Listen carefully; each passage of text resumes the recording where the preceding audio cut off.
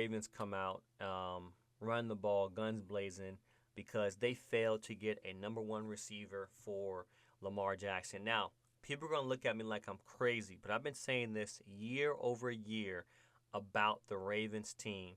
And I'm happy they got a win, heavily running the ball with Derrick Henry. Like I said, I don't like him have run the ball 25 times a game. I'd like to see them win the ball, win the game less than that.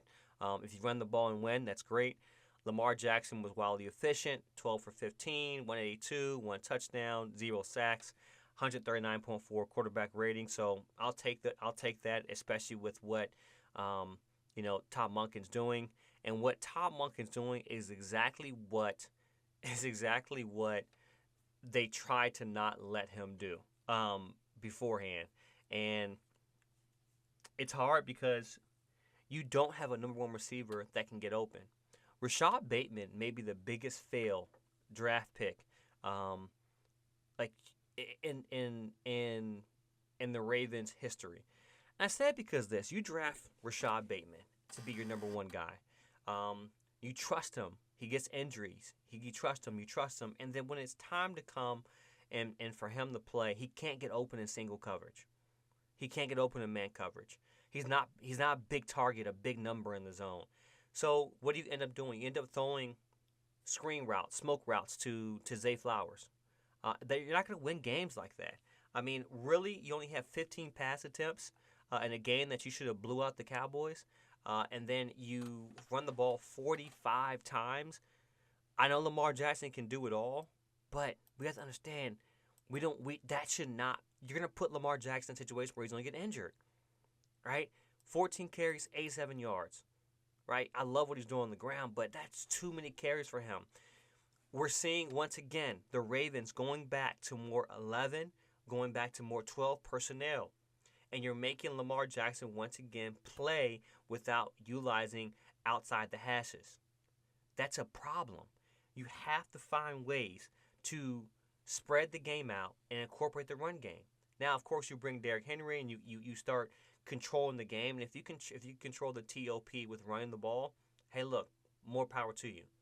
But we still have to find ways, because Nelson Aguilar, one of the top utility guys in this league. I love the big catch and run, but that was his only catch of the game. Mark Andrews had one target all game. One target all game. Right? Your all-pro tight end had one target all game, and he hasn't been the same guy ever since last year. He said he came back into that playoff game against the Chiefs, but one target, likely one target. Zay Flowers 4 targets, Bateman 4 targets. Bateman's just not a big X, and I think that or Z. When you think about getting Lamar Jackson a top receiver, he has not played with a top receiver at all. He's only had one 1,000-yard receiver, and that was Marlon Brown. Now, why is the MVP of the league, two-time MVP of this league, have the failure to get? Because here's the thing: people are like, oh, they want to play with Lamar. Calvin Ridley, DeAndre Hopkins, Jared Jeudy, they all play for Will Levis in Tennessee. That don't mean nothing about they don't want to play. They don't want to play for a guy who only runs the ball. You got Jerry Jeudy's in Amari Cooper, Jerry Jeudy, and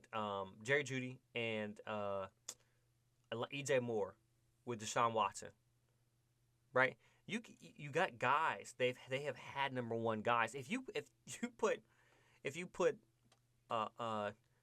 Lamar Jackson on that Denver team, you don't lose. You don't lose games at all. He's unstoppable. But he's throwing to Zay Flowers, which I think was a horrible pick. I will stand two teeth. Zay Flowers was a horrible pick. Not saying that he's a horrible player, but you don't need that type of player with Lamar Jackson. You need a guy who's going to go out there and run routes. And then Rashad Bateman, a guy who's, I think has potential to be maybe when I'm seeing a good number 2 in this league, he's just not creating space and not getting open in zones.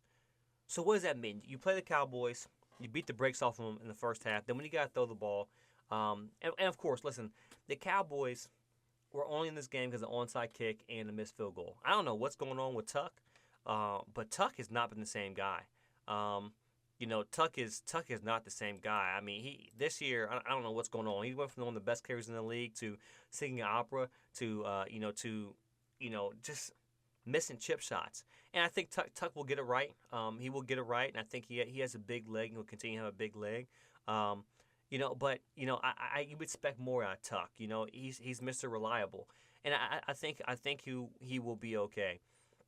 But what are some good things the Ravens did? They I feel like did very well on the ground.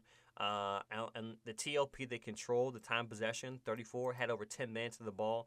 But execution, execution, execution, execution. 13 penalties for 105 yards. They're happy they won this game, right? 13 penalties for 105 yards. It's just really unheard of, to be honest with you.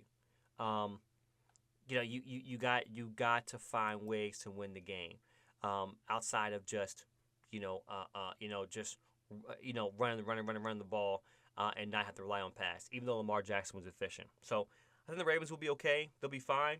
I'm looking eager to see what they can do.